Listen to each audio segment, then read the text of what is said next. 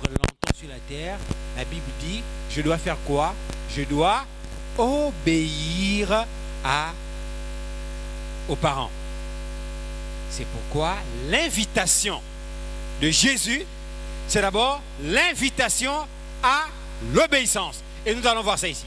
Il dit, verset 29, « Prenez mon joug sur vous et recevez mes instructions, car je suis doux et humble de cœur. » Prenez mes instructions.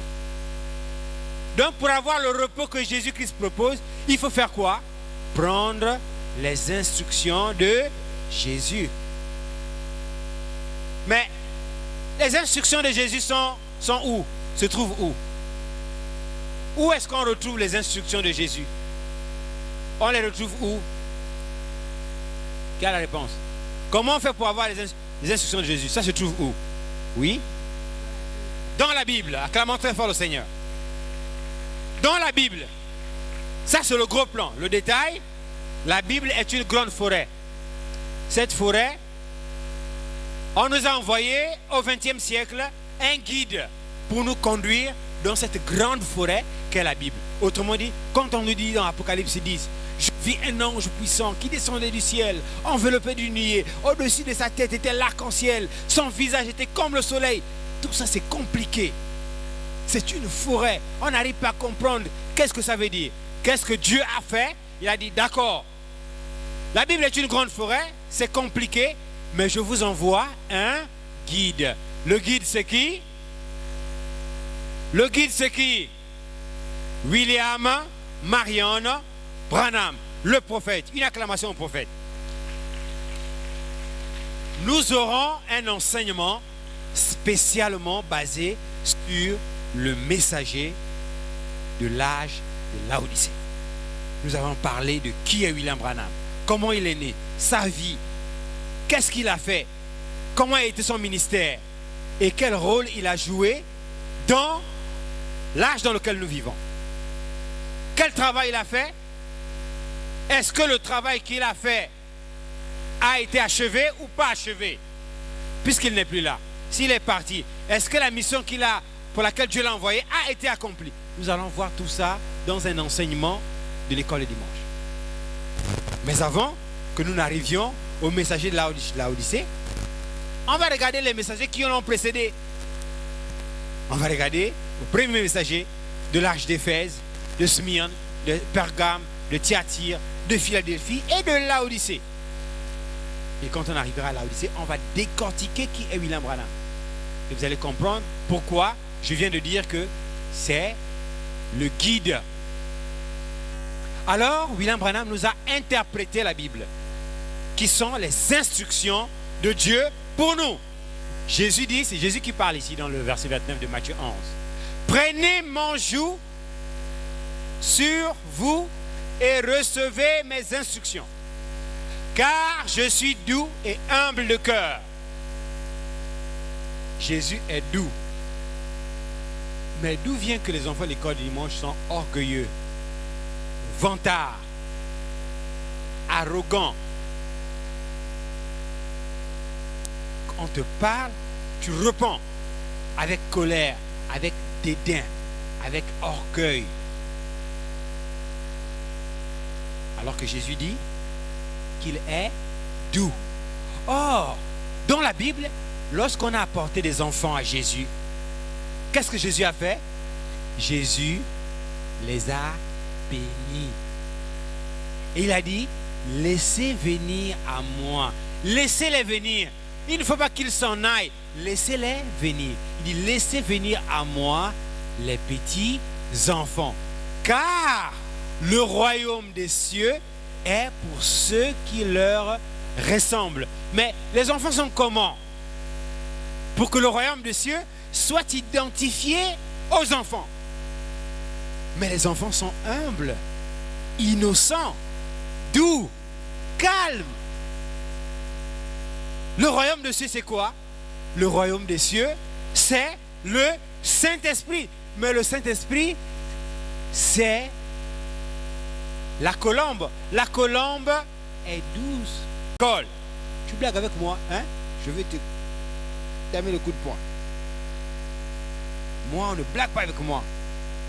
Je vais te casser la tête. Ça, c'est un enfant de l'école du dimanche qui parle comme ça. Violent. Or, Jésus dit, prenez mon joug prenez mon joug car je suis doux. Oui, il est le Saint-Esprit. Et le Saint-Esprit, c'est quelqu'un de doux. Il n'est pas violent. Il ne parle pas avec dédain. Il ne parle pas avec orgueil. C'est une personne douce. Il n'est pas arrogant. On t'appelle. Ah, moi. Tu me connais? Non. Moi, je suis un bangando. Je vais te cogner la tête.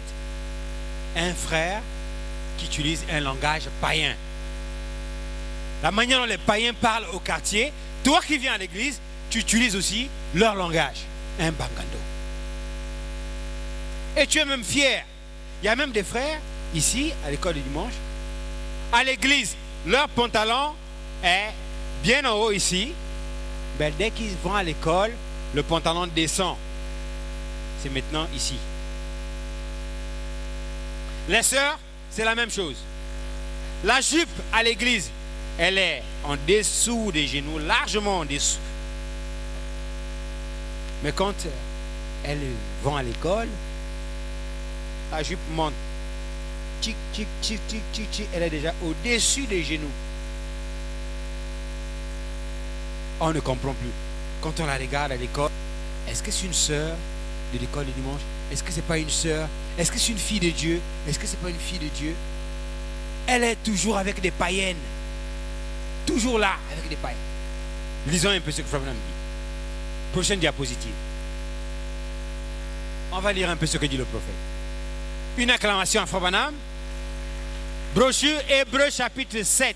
Première partie, prêchée en 1957, à partir du paragraphe 40. Écoutez ce que dit Frère Branham. Quel privilège béni! Quel privilège béni! L'homme est invité. Ah, donc notre sujet est bien choisi.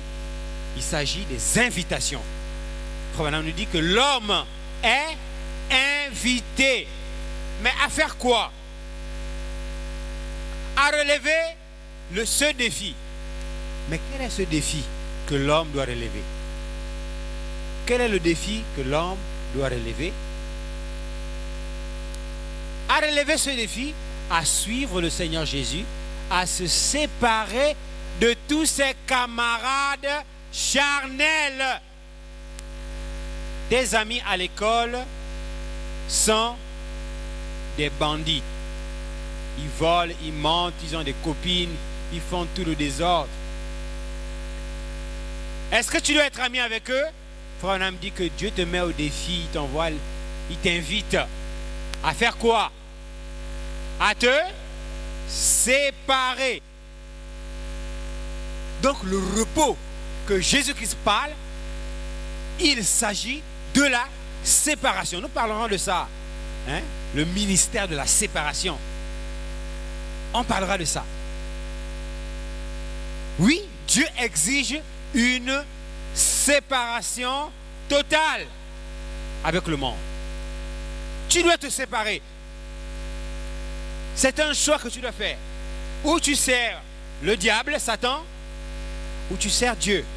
Mais tu ne peux pas être au milieu. À l'école le dimanche, tu es avec des frères. À l'école, tu es avec des païennes qui racontent la mondanité, qui racontent les histoires, qui sont en contradiction avec la parole. Toi, tu es là aussi, tu tends l'oreille. Ah bon? Hein? Ah, ça? Oui. Ah, oui, hein? Tu tends l'oreille. Dans la brochure l'Éden de Satan, Frère Branham explique qu'est-ce qui a fait que Ève soit tombée et entraîné l'humanité dans la situation dans laquelle nous sommes aujourd'hui. Il dit, Ève a simplement tendu l'oreille à l'invitation de Satan. Dieu a-t-il réellement dit, c'est l'adverbe là, hein, réellement qu'il a ajouté, qui a tout changé. Parfois tu peux penser que, mais je n'ai pas beaucoup d'amis païens. J'ai seulement une copine, une seule païenne. Pas beaucoup, hein, moniteur. Moi, je n'aime pas les païens, non. Moi, j'ai seulement une seule copine. C'est la seule copine là qui va t'amener en enfer. Parce que elle va t'entraîner, elle va t'attirer, elle va t'enseigner, te donner des enseignements du monde. Et toi aussi, au lieu de l'inviter à l'école le dimanche, toi, tu dis, ah bon? On va aller au bord de mer? Ah ça, d'accord. Je dois porter quoi? Le collant, d'accord, le pantalon, et je mets un habit qui s'arrête ici. On me voit même le nombril. Et je suis en train de marcher au bord de mer. Une sœur de l'école du dimanche. Alors, c'est ce que nous dit le Seigneur. Il nous dit, il faut porter le joug de Jésus et être doux et obéissant. Ça, c'est la première loi de Dieu. Et c'est ce que Frère Branham nous dit ici. Quel privilège béni l'homme est invité à relever ce défi, à suivre le Seigneur Jésus et à se séparer de tous ses camarades charnels. Pour faire quoi? Pourquoi dois-je me séparer des camarades charnels? Dans quel objectif? Alors le prophète répond, il dit, pour suivre le Seigneur. Si des gens semblent ne pas se conduire correctement et de ne pas bien se présenter comme des chrétiens, si tu remarques à l'école, les gens avec qui tu te retrouves à la récréation insultent les gens, ils font des bagarres, ils racontent des sujets qui ne sont pas corrects, ils se conduisent mal, hein? Des filles qui sont là, qui parlent des copains. Tu sais, moi j'ai mon copain, il m'a même fait le bisou là. D'autres vont dire, tu sais, moi j'aime les longs ongles. Il faut que je mette les longs ongles. Je mets même le brillant sur les ongles. Je mets le vernis. Toi, tu écoutes. Mais que dit Frère Branham? Il dit, si des gens semblent ne pas se conduire correctement et de ne pas bien se présenter comme des chrétiens, mais qu'au contraire, ils aiment les choses charnelles, ça c'est le messager qui parle. S'ils aiment les choses charnelles, alors je dois faire quoi? Est-ce que je dois les suivre? Voilà, ils ne suivent pas. Est-ce que je dois les suivre? Je dois faire quoi? Écoutez ce que Frère Branham dit. Levez les mains, je veux voir ceux qui suivent ce que je suis en train de dire. Alors écoutez ce que le prophète nous dit. Alors il dit, le mieux est que vous cherchiez tout de suite un autre compagnon. La solution est simple. Je remarque que lui là, il aime les bagarres, lui là, il vole, lui là, il ment, il triche même à l'école. Pendant les devoirs à l'école, qu'est-ce qu'il fait? Il a recopié la leçon sur la cuisse pour préparer la pompe. Comme ça qu'on appelait ça, la pompe, un pompeur. Quand il vient, quand on a le résultat du devoir, maman, j'ai eu 18 sur 20. Mais quand on regarde la cuisse comme ça là, la cuisse est bien noire parce qu'il a essayé de gratter l'encre qui était là. Un frère tricheur à l'école. D'autres sœurs qui prennent même les papiers, ils mettent là. Devoir de maths, les identités remarquables. A carré plus 2AB plus B carré est égal. Je mets ça là. Devoir. Je change de place. Je pars m'asseoir au fond. D'habitude, je m'assois devant ici. Mais je pars m'asseoir au fond de la classe. Dès que le professeur sort seulement, il va un peu tousser dehors. Paf. Ah, identité remarquable. Un frère et une sœur tricheurs. Dieu veut des enfants qui travaillent à l'école. Excellent, brillant, pas des tricheurs. Nous ne devons pas, les chrétiens sont des gens honnêtes. Tu dois être un modèle à l'école. Moi, au lycée, on ne m'aimait pas, hein, parce que j'avais une loi. Je ne donne pas la réponse et je ne demande pas. J'étais devenu l'ennemi de tout le monde. Je ne donne pas de réponse et je ne demande pas. Et j'étais très mauvais en mathématiques. Donc quand ça arrive, quand c'est les maths, ceux qui sont excellents là, ils sont là, ils commencent à se moquer de moi. Mais j'ai une loi. Je ne demande pas la réponse et je ne donne pas. Donc quand c'est mon tour que je ne connais pas, j'assume. Mais j'avais aussi beaucoup de matières où j'étais excellent. J'étais très bon en espagnol, j'étais très bon en anglais, j'étais très bon en philosophie, j'étais très bon en français. Et donc j'avais la majorité des matières. Et en histoire géo, j'avais la majorité des matières sur moi. Et donc les autres, ils n'aimaient pas ça. Je ne donne pas de réponse et je ne demande pas pendant le devoir. Parce que donner la réponse, c'est tricher. Demander aussi, c'est tricher. Donc, je ne faisais pas ça quand j'étais au lycée. Donc les enfants de l'école dimanche doivent travailler à l'école. Ah oui, ici on ne laisse rien. On parle de tout. On parle de l'école, on parle de la propriété, on parle de la parole, on parle de tout.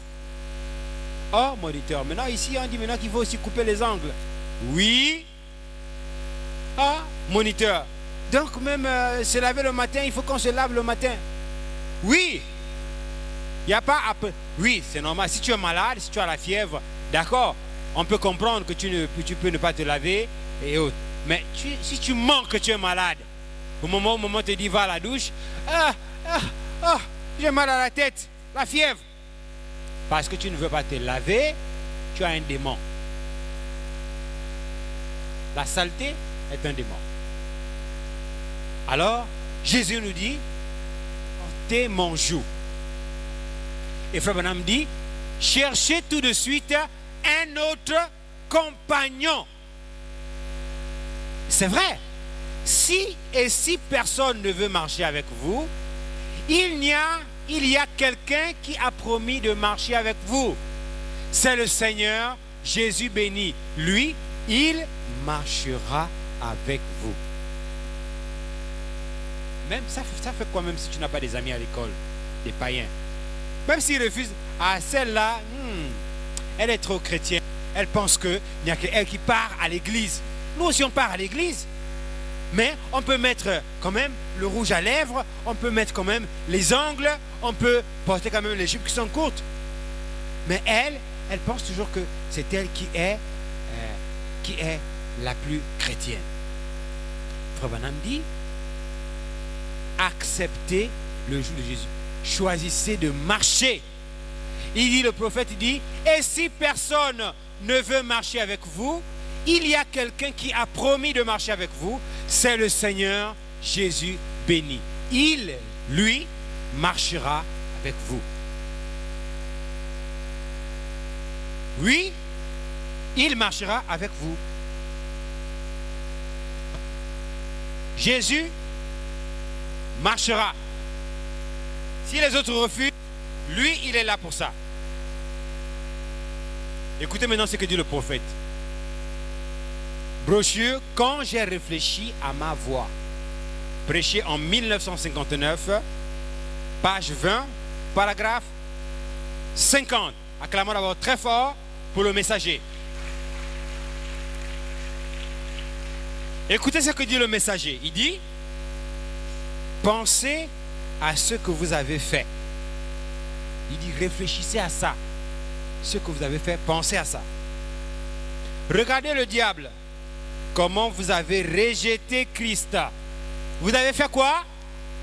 Vous avez rejeté Christ. Mais Christ, c'est quoi? La parole. Christ est la parole. Alors il dit, vous aviez l'intention de devenir un vrai chrétien. Vous aviez l'intention d'être rempli du Saint-Esprit. Vous en aviez l'intention. Un jour. Mais votre intention ne vous amènera jamais là. L'enfer est pavé de bonnes intentions. Dieu ne veut pas seulement l'intention. Ah, j'ai envie de faire ceci, j'ai envie d'être chrétien. C'est juste l'intention. J'ai l'intention de devenir chrétien. J'ai l'intention de ne pas marcher avec des amis païens. Non, Jésus ne veut pas seulement des intentions. Mais il veut quoi? Paragraphe 51. Lorsque vous voyez le Saint-Esprit agir, accomplir de grands signes et des prodiges, réfléchissez sur vos voies. Ça veut dire quoi? J'avais l'habitude de marcher à l'école avec des amis, des enfants qui sont païens, qui sont violents, qui font des bagarres, qui insultent, qui utilisent un langage païen. Je dois changer de direction et changer d'amis et changer de camarades. C'est ce que Frère Branham dit. Il dit changez de camarade. Trouvez-vous un autre camarade. Trouvez-vous un autre camarade. Nous allons terminer. Il prend soin de vous. Prêché en 1963. Paragraphe 132, page 30. Il dit s'ils sont disposés à confesser, s'ils sont disposés à confesser, à se repentir, à croire et accepter, qu'est-ce que Dieu fait? Écoutez ce que Frère Branham dit. Il prend soin. Ta réussite à l'école, il prend soin. Ta guérison, il prend soin. Mais à condition que tu sois disposé à faire quoi? 1. Confesser. 2. Se repentir. 3. À croire. 4. À accepter. Accepter que j'ai tort, j'ai mal agi, j'ai menti à un moment, je vole à la maison, j'ai des copains. Tu dois te repentir. Accepter l'invitation que te donne le Seigneur Jésus-Christ. Venez à moi, vous tous qui êtes fatigués, fatigués du péché, de l'incrédulité, de la désobéissance, fatigués de la violence, de l'arrogance. Maman te parle à la maison, tu boudes. Jésus dit, venez à moi, vous tous qui êtes fatigués de tout ça. Et je fais quoi? Je vous donnerai du repos. Une acclamation au Seigneur Jésus. On se met debout. Vis en moi, oui, vis en moi. Prends mon cœur et fais qu'il soit consacré pour toi, Seigneur. Christ en moi, oh, Christ en moi, oh, vis en moi, oui, vis en moi. Prends mon cœur et fais qu'il soit consacré pour toi, Seigneur. Vis en moi, oh, vis en moi. Oh, alléluia, je suis libre. Oui, Jésus m'a libéré. Les 7 tonnerres sont la clé. Christ en moi, oh, Christ en moi. Oh, vis en moi, oui, vis en moi. Prends mon cœur et fais qu'il soit consacré pour toi, Seigneur. Vis en moi, oh, vis en moi. Oh, alléluia, je suis libre. Oui, Jésus m'a libéré. Les 7 tonnerres sont la clé. Christ en moi, oh, Christ en moi. Alors, parlons au Seigneur. Remercions-le pour sa parole Dites à Jésus quelque chose. Dites-lui, Seigneur, je veux me soumettre à ta parole. Je veux être un enfant obéissant. Je veux être un enfant humble et doux. Je veux être un enfant rempli de ton esprit. Parlez à Jésus, je veux vous entendre prier. Dites quelque chose. Parlez à notre roi ce matin. On ferme les yeux et on prie. Dites quelque chose à Jésus. Remercions-le ce matin pour la parole. Dites-lui quelque chose. Dites quelque chose à Jésus. Dieu Tout-Puissant, notre Père et notre Dieu, nous sommes dans la joie de ce que tu as sémé ta parole dans nos cœurs. Seigneur, puisses-tu donner vie à cette parole afin que nous puissions refléter, Seigneur Jésus, l'image de Christ, que nous puissions être des véritables chrétiens, que nous puissions être des modèles pour cette génération, que nous puissions, Seigneur Jésus, être le sel de la terre, Seigneur. Oh Dieu bien-aimé, donne-nous une nature douce, comme la colombe, Seigneur. Enlève en nous la rébellion, enlève en nous la violence, l'arrogance, Seigneur. Enlève en nous l'impudicité, l'impureté.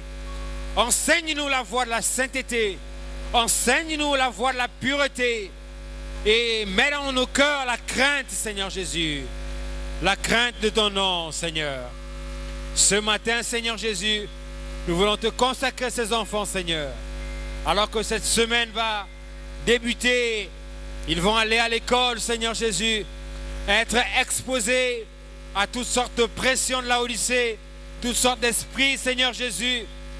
Que toi, l'ange puissant, que tu marches avec chacun d'entre eux, que tu veilles sur eux, que tu les gardes, que tu les protèges, Seigneur, partout, à l'école où ils iront, Seigneur Jésus. Que ta grâce soit sur eux, que tu les protèges, Seigneur.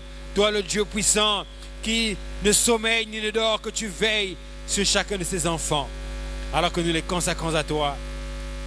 Bénis maintenant la suite du service, Seigneur, alors que nous remettons, Père Céleste, la réunion entière qui va suivre entre tes bonnes mains. Nous prions également, Père, pour les offrandes qui seront récoltées, que tu puisses bénir les mains qui ont apporté quelque chose dans ta maison, selon le nom précieux, le nom parfait de notre Seigneur Jésus-Christ. Nous avons ainsi prié et demandé pour ta seule gloire. Amen et amen et amen. Alors nous sortons. Amen. Je mets en Sion une pierre de fondation. Alléluia. Je mets en Sion une pierre de fondation.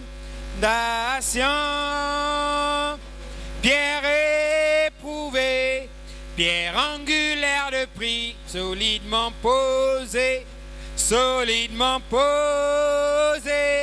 pierre éprouvée, pierre angulaire de prix, celui qui l'aura ne mourra pas. Alléluia, je mets en Sion une pierre de fondation.